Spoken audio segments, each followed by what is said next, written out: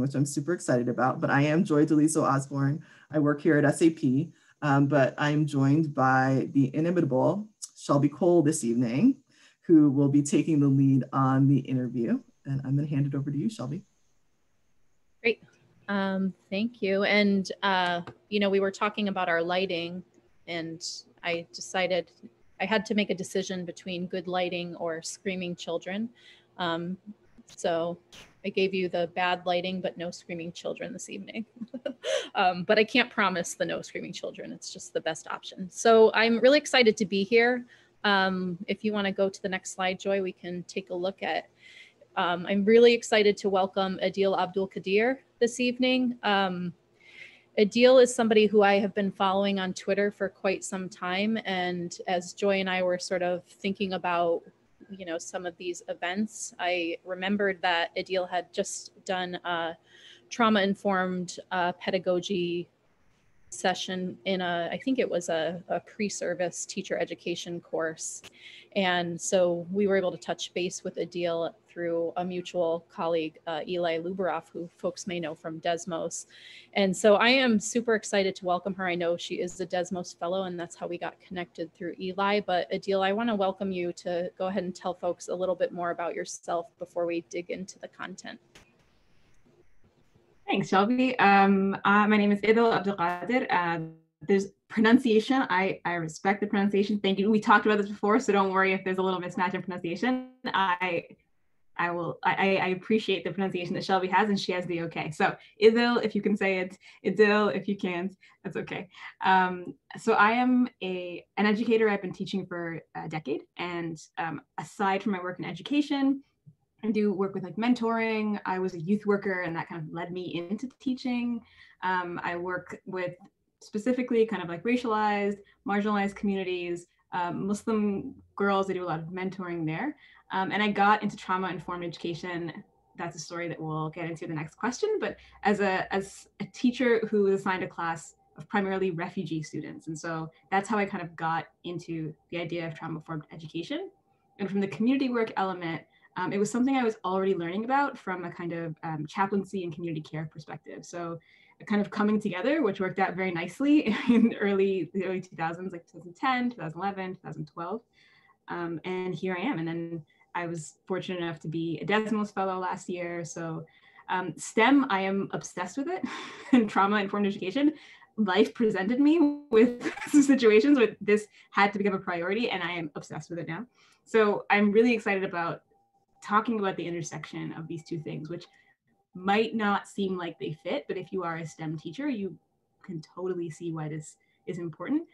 But presenting it to people who aren't in the field, it's not kind of a natural pairing that we think about, but we'll get into why it is. And like, if you have taught these classes before, you know why this kind of thing is important. So thank you all also for being here. As important as it is, like, it's a pandemic, and I've signed up for so many Zooms that are like critical and important and been just done by the end of the day, or like, this is a difficult thing to do at 7 p.m. So I so appreciate you taking the time and the brain space, which is such a finite resource right now, to come and like chat with each other, to listen to me. I really appreciate that. I'm in Ottawa, Canada, and I just want to say that I'm on Algonquin and Anishinaabe land. And so thinking about trauma, thinking about schools, Canada and our history with residential schools, trauma and schools have a very long history on the land that I'm on now. So Ottawa, Canada, Anishinaabe, Algonquin land. That's me, that's my intro. Great, thanks. So just to give folks a sense of tonight's flow, we did co-plan the questions to make sure that people were getting the most out of the content and experience that our guest brings this evening. So if you could go ahead and pull up the questions. So the first thing we're going to talk about is why trauma-informed pedagogy. And then, of course, what is trauma-informed pedagogy? And then we'll get into its relevance to STEM. And most importantly, probably, is what does it look like to be in a trauma-informed STEM classroom? What does it even look like? So we're really excited to dig into these questions this evening. So without further ado, why are we even talking about trauma-informed pedagogy? So I started teaching. This is a really lovely image. I came into my classroom one afternoon and I found this. I was having a really bad day and I was marking report cards and I was exhausted. And I found this on my board, and it was done by one of my students in a specialized program at our school called the ELD program, so English Literacy Development. So this is a special program for students with limited prior schooling or no prior schooling and limited literacy in any language. So essentially for the population we're working with, that meant refugees. That's the definition of what has happened to them, right? They've left their homes, they've been fleeing, their school's been interrupted, and some of them left at early ages where their literacy has been interrupted. And we also know that trauma impacts the brain, right? So all your childhood development being interrupted by a traumatic event also affected their literacy, things like executive functioning, working memory. So I'm in this program and I'm stressed and I'm exhausted, and I come in and I see this lovely thing on my board and I was so happy. I took a picture of it. So I started teaching in 2010, right kind of before the refugee crisis took off. And so I had a small class of students from all over the world, in addition to my mainstream math classes in the mornings, who had anywhere from 2nd grade to 8th grade math experience. And so they were from, again, all over, and various kind of conflict levels and various exposures to trauma. But my classroom looked really different than my other classrooms. And so I learned the trauma that kids have experienced is not just about missing school, it's about what trauma does to your executive functioning, what trauma does to your brain, your behavior, all kinds of things. So my classroom looked really different in the afternoon than it did even in my other kind of remediation intervention classes. And when I started learning more about trauma, I saw the stat of 1 in 4. And so it's a similar statistic in Canada and in America. And anywhere from 1 in 3 to 1 in 5, so 1 in 4 is the average of students and children who've experienced traumatic events or adverse child experiences. And so the things I was trying, I was pushed to try all of these different things in my class for refugee students, my ELD math class. And I found that my students in the mainstream classes also really benefited. One, because they were best practices, but there are kids in the room who I didn't know that they had experienced trauma. They were kind of the difficult kids where you know enough to know that they might have had traumatic experiences in their lives. And so these practices, I stopped saving for this one class, and I started thinking more broadly and expanding this to my other classes, and found that every child benefits from this kind of caring trauma lens and a kind of investment in relationships and investment in student well-being. Great. I think you said your classrooms you had a small group of students. What does small mean? Initially, it was 10 when I started. And then, so I taught for 6 years in this specialized program along with my other classes. And it was one class of 10 or one class of 15 or one class of 17. And by the end, we had 3 sections of 15 each as the refugee crisis grew. And having this program meant our school was like a hub in the city. And I know that Ottawa has, if not the highest, one of the higher per capita settlements of refugees in Canada. So yeah, it was a small class initially, small-ish later, and it kind of grew over the years. Thanks. So now tell us, well, what is trauma-informed pedagogy? Okay, so I have my points switched here. I'll start with the bottom one, and then we'll come back to the bottom one. But this idea of being trauma-informed is exactly what it sounds like. It's that you're informed by something. It's not a list of things you have to do. There are some core philosophies, there are some best practices, but it's about having a trauma lens, right? So it's looking at your classroom and understanding if a student's experiencing trauma, how will this particular classroom organization work for them? Or in a trauma response, how will the group work for them? How will this lesson work for them? How's the pacing gonna work for them? And that means you have to know how trauma impacts learning, right? And so I really like this kind of neat way to think about it is the idea of being in survival brain. So this is a brain that's hyper-focused on threat, is that every time you come into a new situation, you are thinking, is this safe? Am I in danger? And you're assessing that. Obviously that takes a lot of resources, right? So it doesn't leave room necessarily, if you're still in the survival brain, to think flexibly, to deal with ambiguity, to make mistakes, to try and try again, and to maybe look silly in front of your peers, right? If you're kind of always hyper-focused on threat, then you also are, assessing even neutral situations can be assessed as dangerous. Uncertain things, right? So if you come into class and a student says, what are we doing today? You said, you'll see, have a seat. Uncertainty is something that is easily misconstrued into, well, something bad is going to happen because you're in survival brain, right? And so one, understanding that survival brain, and then taking that as the lens you look at other things, right? And so context and content are two things that I think about. We'll talk about this more later, but something like the content, right? There's big discussion on Twitter, and I linked an article in the resources about using COVID-19 data. This is like exponential growth, like it's happening all around us. This is my chance to bring in real world numbers and graphs from the news, and we're gonna enter, right? So if you're not having your trauma-informed lens on, this is like a real life example. This is very exciting, right? But a trauma lens, like this is impacting all of us, right? And so students might, even if their families haven't been experiencing a loss due to COVID, lost wages, loss of life, loss of normal, loss of support networks, we're all in a global crisis. So it's not saying you shouldn't do it, but it's how do you want to do this? And again, in the resources, there's a really great and thoughtful article by Alex Vanette, who is a fantastic kind of trauma-informed educator. And then something even like chemistry demos. So, right, you're going to make something catch on fire. You're going to make something blow up. You're going to do something really dramatic. How even something like popping balloons, right? Again, not saying don't do it, but be aware of who's in the room. And so if I'm going to be popping balloons, do I have anyone who that might be upsetting to? Should I give a warning? How important is like the surprise element if it's going to trigger someone? So how also then can you be mindful of, okay, it's really important that we do see this surprise or we do see this dramatic change. Well, what can I say ahead of time to prep students? Hey, we're going to see a change. Something's going to happen. We might see a noise or a sound. So just heads up, there might be a little bit of like, you might be startled. Right, so that's something you can do if you know this is something important and you're committed to. So it's just a lens of thinking about, if I do this, what does it mean for the children in the room? And so that obviously means you have to know your students, right?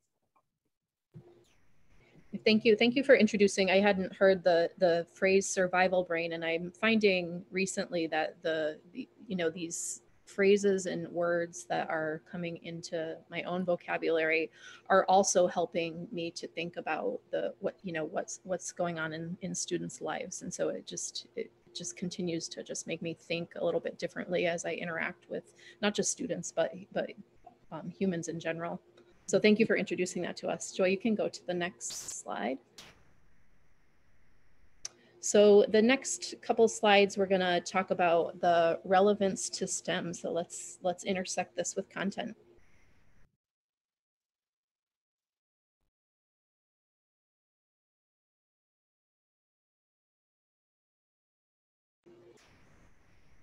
Oh, okay, I'm back. I'm going to turn my video off for just a minute here. And maybe if we can go back to hide the GIF. And then I'll talk about the GIF and the image separately. Okay, so on the left here, you'll see this silly meme, and it's Adam Sandler and I think, what is that movie? Billy Madison, right?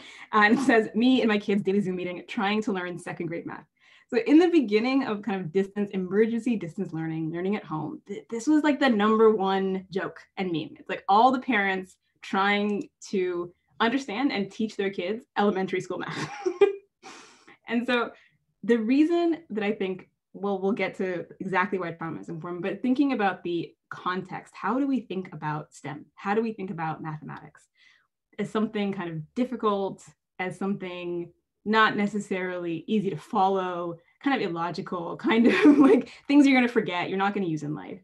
And also like something that threatens your intelligence, right? You're like, oh, I can't do second grade math. I forget how to do this. So also now we can go to the memes. So the struggle is one thing. And if we click and let the memes show up here, there's also how do we construct people who are good at math and people who are good at kind of like STEM and abstract thinking. Okay, we're going to cut the video again. We have these cultural images of like math that happens in your head. You're a genius. You're walking by a blackboard every day and you just get it. One day you see it and you can solve it, right? You're thinking, you're running through your memories by yourself. The limit does not exist, right? There's this genius narrative. There is this narrative of it's innate narrative that you And that also underlying all of that, there's narrative that like STEM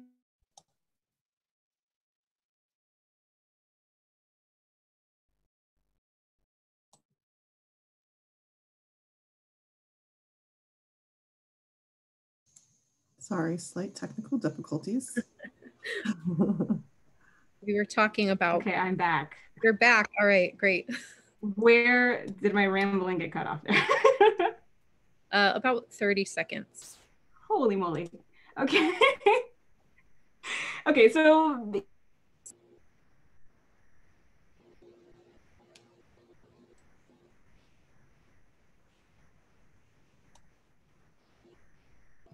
can we go to the next slide and then I'll continue from there?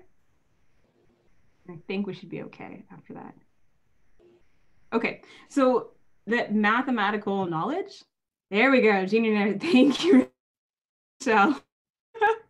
So mathematical knowledge is a proxy for some kind of true intelligence, right? And if we look at this image here, I'm just going to describe it for folks who might benefit from that. On the far left, or the title here is that fields arranged by purity. More pure is on the right, and then less pure is on the left. And so on, you have a sociologist, and then to right, you have a psychologist who says sociology is just applied psychology. And then a biologist, psychology is just applied biology. And then a chemist, biology is just applied chemistry. And then a physicist, which is all applied physics. It's nice to be on top. And to the far right is mathematics. Oh, hey, I didn't see you guys all the way over there, right? And so for me, this is like a ranking of what makes people smart. It's this idea of like purity, that it measures something inside of you, that it measures something that you can grasp. It's not muddled by human experience. It's not muddled by kind of the real world. It's very, very abstract, right? So for me, the connection between trauma-informed pedagogy and STEM is less about the content you're covering and more about the context. So having strong connection between how smart you are in mathematics, quote unquote, how well you perform as a proxy for your actual intelligence creates a great level of social risk when you don't understand. So showing someone that you don't understand, saying you are confused, saying you don't know in a math classroom or a science classroom or physics, right? And it kind of goes in rank order here. So physics and then sociology, like less so, right?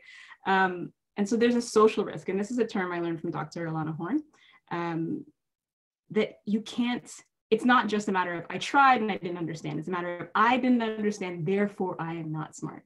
So this is where trauma comes in. If you are someone who's in survival brain, this social risk that's just ambient for everyone is perceived as a real threat, right? It's got the word risk in it. So the stakes are even higher. You're kind of compounded. You have a social space that already fosters this kind of risk and this culture of risk.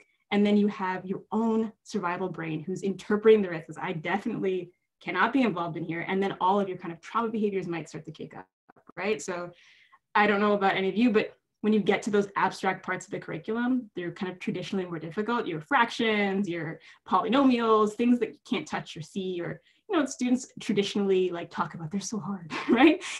And they are hard. Those are the places where it's going to kick up the trauma response because the social risk of not understanding is really high. I had some other stuff to say, but we're running out of time. So I want to be mindful. Great.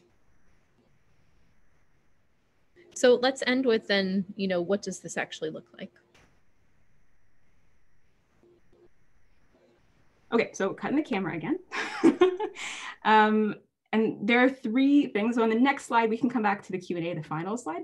But three things that I'm thinking about for trauma-informed STEM classrooms. The first is relationships, which is every trauma-informed classroom, every healthy classroom, every classroom that you want to make safe is about relationships. You have to know your students. And this doesn't mean knowing their particular life histories with trauma. It's just about knowing them and becoming a caring adult in their life, right? And so what it means for the students is that when they come in and they're in their survival brain and they're wondering, is this person safe? You are demonstrating, not telling, you're demonstrating that you are trustworthy, that you're safe, that you are someone who can be relied on, that you're someone who's going to show up for them. And then for you as an educator, again, it doesn't mean knowing everyone's particular history, but it means knowing your students well enough to do the trauma lens. Like, when you're planning, how is this going to land on these different students? Who is going to benefit from this kind of activity? Who's this going to be hard for? How can I then like change my practice so I can support the students who I know will struggle? And also knowing them well enough to know when they're behaving out of character. When are they triggered? When are they withdrawn? When are they acting up? And what does that mean that they're acting up? Not just that they're, being bad or they're defiant, right? Community over competition, really big. STEM is a big competition field. You want to be the smartest, you want to be the fastest, you want to have like the best idea, right? And there's this kind of trope that we hear about, and I actually experienced in one of my university classes of the look to your left, look to your right, only one of you will be here at the end of the semester, the course, the year, right? And so we want to build communities of learning. We want to build, which is actually how STEM fields work, right? It's teamwork. It's having people to iterate with and think things through and make mistakes with, and kind of say, I don't get this, do you get this? So creating that community over the competition, which is not actually a healthy, real STEM environment. And then minimizing social risk. So you want to have a classroom that celebrates, normalizes, and explores mistakes. That's how a lot of science happens. You make a mistake and you learn something new. You have a bug in your code, you learn something, maybe it does something you don't want it to do, mix two chemicals, put something out, you discover penicillin, whatever, right? So a classroom culture that minimizes risk is a classroom that reframes mistakes. And so there's a conversation on Twitter, again, I love Twitter, about misconceptions versus current conceptions. So I would look that up if you're interested in the math world. But those are my three big things. One, not STEM specific. Two, I think particularly STEM focused, right? Creating community of learning, of thinking, of iterating, and then lowering social risk. Like a mistake is not a mistake. You're learning something from this, or you're showing a different kind of thinking, or you're showing the answer to a different question. And what does your answer tell us about the question? What does your answer tell us about what we're learning? We made it with no more tech difficulties. It's exciting. Go ahead, Shelby. Great. So first of all, I love hearing the comparison between like what STEM fields look like and what STEM classrooms sometimes look like, and just that contrast is super interesting to me. I think now we're going to go to breakout rooms. Is that right, Joy? And folks are going to get the opportunity to sort of digest what they've heard and think of whether there are any additional questions or thoughts or things that you're wondering about for when we come back. Definitely. And we will have Q&A when we get back. There is the resource on the screen. I'm going to drop, sorry, I have to just, sorry, all sorts of tech issues this afternoon. I'm going to drop this in the chat for everyone. Oh, thank you, Jessica. And Jessica just did that for me. Thank you, teammate. When you get into your small groups, feel free to take a look at the resource sheet, follow some of the links, maybe talk a little bit about how you see them relating to what you've heard so far this evening.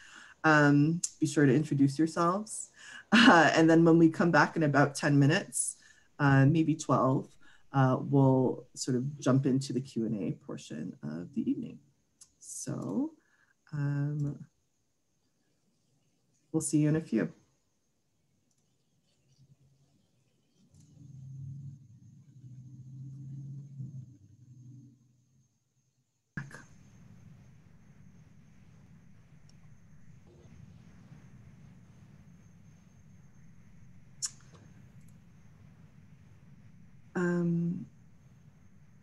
Was there, I think there was one more slide. Yeah, there was. Yeah, we could go over while folks start to drop any questions they have in the chat. So let me go back to it.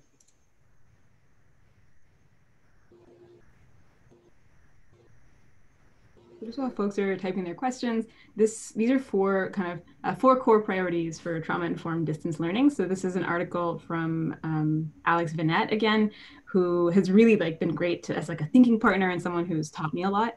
And so there's, again, that article is in the resource page as well. But she presents four core priorities when you're doing specifically distance learning, but this is obviously across the board trauma-informed principles, right? So predictability, So students, like, routine helps, knowing what's going to happen when you enter a space, knowing what to expect when you enter the space, and connection, that's the relationship part. And so for this, I really relied on journals in my classes. And so sometimes it was content, but sometimes it wasn't. Sometimes it was like, write me a 5-word story, draw a picture that has a pineapple in it, like literally anything. But like every day you come in, and that helps with the predictability. You come in, you know, you're going to get your journal, you have about 5 minutes of quiet time. You can draw, you can write, you can doodle, you can do whatever, but every day you come in and you'll at least have that transition, and that the connection that I'm reading your journal, I'm responding to you. If you draw a picture, I'll put a hat on your characters, I'll add more to your picture. If you write, I'll respond. So I like journals for those two things. And then flexibility and empowerment are the other two priorities that Alex that she lays out. And flexibility, empowerment, so just like choice in assignments. So we're doing a project about, I talked in the breakout group, we did a math market. So we're doing our whole numeracy unit. We're looking at place value and percentages and fractions and all kinds of numeracy things. And so we're doing a math market. You have a store. It can be any kind of store. It can be a bakery. It can be whatever, so that students have the flexibility to dive into something they know about. And also flexibility in that, like, maybe they don't want to in the math market chat with people while they do this, but they can just do the calculation. So being flexible in how you do things. And empowerment, it's building from a place where students feel a strength, something they already know, letting them choose the direction of their work and their projects, letting them choose like the method, if they want to do a video, if they want to do a poster. And that helps students feel like in control. And in that trauma response and survival brain, a lot of that is not being in control. It's things happening to you, other people making decisions about your life and your body and your choices. So any opportunity where a student can feel control and choice around their life is a trauma-informed practice. And again, like, a lot of these are just best practices for like a great, interesting classroom. We got some stuff in the chat.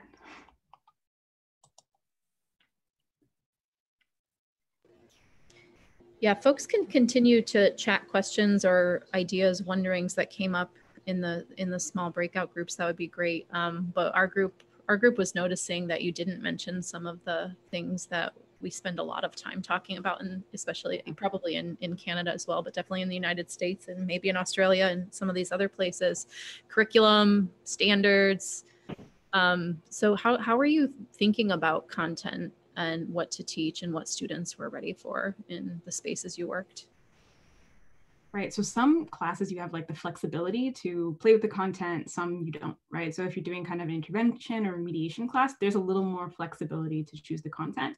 And then there are other classes where the content is like just prescribed and you have to cover this content.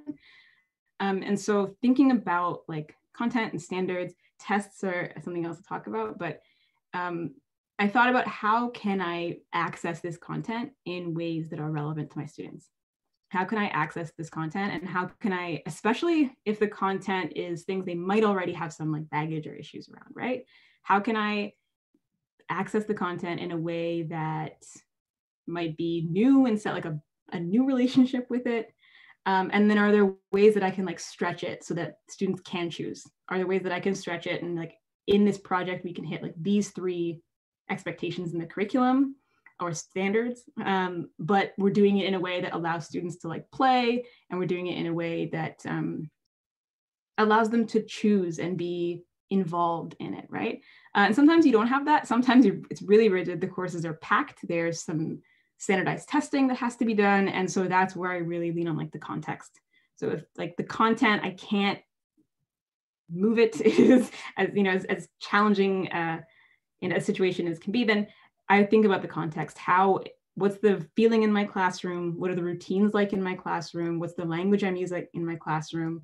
And that relationship part will go a long way. Like students they can do things that they might not enjoy or that are boring if they know that you have their best interests at heart. If you're explaining that, if you're explicit in your intentions and saying, this is something we have to do, let's try to find different ways and make it fun, but it's not just to punish you. This is not like to make you feel dumb or, obviously not the words we're going to use, but this is not a thing that's meant to punish you. This is like, we're going towards a goal and you can do this, and practice does help. And so being intentional about language and relationships helps kind of close the gap when you can't be flexible in your content.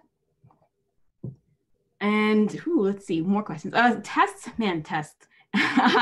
Test anxiety and math anxiety is such a beast. It's very challenging, and it's the thing you run up against the most in STEM, especially because it's a very test heavy. Like I know in university, my first year, I wrote 36 tests. I counted. It was just bananas, right? So the field, like K-12, like we like tests for STEM. And so thinking more creatively about if you are not expected to, if no one's checking and making you do a test, there are other ways the students can demonstrate learning. There are this like triangulation, right? There's conversations and your observations in class, and then there's products they can do. There are demonstrations and videos. So in the places where you have choice, like as few tests as possible, as small as they can be. And then we don't have a ton of standardized testing in Canada, so I can't speak to that. We have some, obviously, but not to the extent as like other places do. So I can't speak to that necessarily. Excellent. So let's look at this question that just came in about the changing sort of needs from elementary to middle to high school. You said you worked with students of multiple ages, and tell us a little bit about how it differs by age grade. Right. So I've worked with students of various ages through outside of school programming. I don't know if I stated I work in a high school situation and a high school, also a high school situation. And so with my students who were specifically like in the specialized program, we had students from like 13 to 21 because they had interrupted schooling. And so I am looking at kind of like middle and up years. I did not spend any time working in elementary classrooms. But we do know that like things like self-regulation at young ages, I think a lot of the resources you'll see and a lot of the research you'll do about trauma-informed practice and childhood trauma is going to be really helpful for K-8 and like flagging what that looks like. And looking at different ages, at least what I'm thinking about is the idea of like transitions and independence. And so in elementary, you have, your one or two teachers, they're with you all day. There is more of like a parental relationship. And then as you move into high school, there's more autonomy. You're by yourself more. People might not know your story. There's less of like a community. So that's another thing in the literature and the things I found in the community of people who are interested in trauma-informed care. It's a lot of K-8 because there is that like care focus. And at high school, it might be easier to not know like everything about the students in terms of like, the community might not be there depending on how big your high school is. And then they might also, you're kind of past the big developmental stages.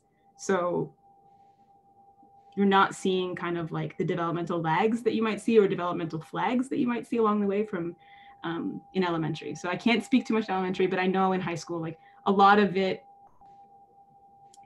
sometimes can be written off as like just teenage moodiness and that kind of thing. So I think it's especially important to think about students who have experienced trauma, even once they're out of the elementary years and in high school, that we tend to think they can manage, we can tend to think they've learned self-regulation by then, but it's kind of an ongoing thing. And if trauma has impacted your development early on, like those things don't just go away without intervention and without care. I think you may have just touched on Bruce's question about children who have anger reactions when giving that response. So why don't we go back up to, there's a question here. Have you seen students able to lean into more unpredictability over time as a result of the use of these practices, or is that not even a goal? Yeah, I think yes, that's a thing you can learn, right? It's not rigid, your brain is not stuck. It's a thing you can learn to be, to take risks and unpredictability, but it's about building a strong like foundation, right? So building a foundation of like, I'm not going to throw you into the deep end until like, that I'm someone you can trust, I'm someone who's going to scoop you up, right? If we're sticking with the metaphor, but starting and being really explicit. I think the goal is not to have a completely predictable space. The goal is to move to a place where you can have some unpredictability, and especially kind of like in STEM, there are these things, we talk about, what are they called? Not disparate events. There's some word, is it unpredicted thing, oh my goodness. It's like having a demo where like we have a consequence that you won't think, right? So you put a small beaker in a big beaker. What do you think is going to happen? You fill it with oil, the beaker disappears, right? So there's a word that is escaping me now, but there's a surprise, right? And these surprises help us learn. Like they are really interesting ways to like learn about science. But being comfortable with like a surprise, being comfortable with not knowing what's going to happen takes practice. So it's starting in the beginning of the class, like, hey, we're going to do a demo. we're going to write down what you see. Maybe no one's going to see it. You don't have to raise your hand. You're going to write down what you think is going to happen. And then scaffolding up to like where people feel comfortable, because you've demonstrated that your space is a space where they will be safe and you do care about their well-being and you are lowering social risk, where they can take a small risk like think, pair, share. They can take a bigger risk like raise your hand. They can take a big risk like being up on the board and writing on your part of the board when everyone's standing up and people can peer over and see, right? But it's moving into that slowly and consistently demonstrating that it's a safe thing to do. This is a place where you can do that. Great, thank you. And Joy, cut me off if we run too close, but so there's a good question here about like thinking about how do we help students understand each other? Like how do you build, you talk a lot about community. So if you could maybe go back to that and really tell us how we think about the way that students treat each other when they're coming from different backgrounds. Yeah, so this is obviously really difficult because it's, you know, it's not you setting a tone, right? It's about building relationships that you can't control people's behavior, but you can set norms. You can set norms for what is allowed and what's not allowed, and you can communicate like the reasons why we're having a community, the reasons why we're working together, the reasons why, like if someone calls someone a name or there's bullying, it's not just about get out, you can't be here, but addressing the behavior and making it clear, one, to the class that's not acceptable, but two, like this is a community we have to learn together. Like we're all trying to learn here. You're part of this community. It's really important to us that like this is going to help you learn that we work together. But I don't want to put you in this group if you're going to be behaving in a way that makes other people feel unsafe. So it's really important to me, like I want you to be part of this group. I want you to be able to think and work with your friends, but you can't behave in this way. And so a consequence that is reasonable, a consequence that like addresses the fact that they're breaking a community relationship, the fact that they're making the classroom a place that it's more difficult to learn in, and that when they get on board, like everyone's better and they're better. Discrepant events, sorry, it's in the chat. Rochelle, thank you. Science, discrepant events, thank you. I'm so sorry, I was so off track there.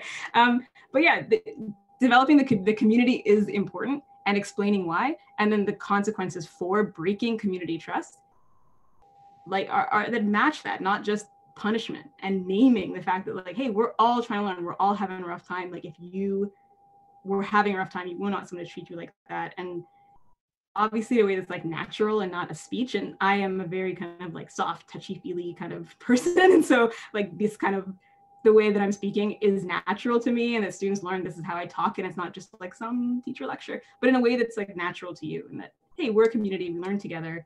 This is breaking like our community trust and making our community not a place where we can learn, right? So that's not the answer, that's an answer, but that's like the spirit of not like you're bad, you're doing something bad, but we are a community, and that this is not something that's fostering our community.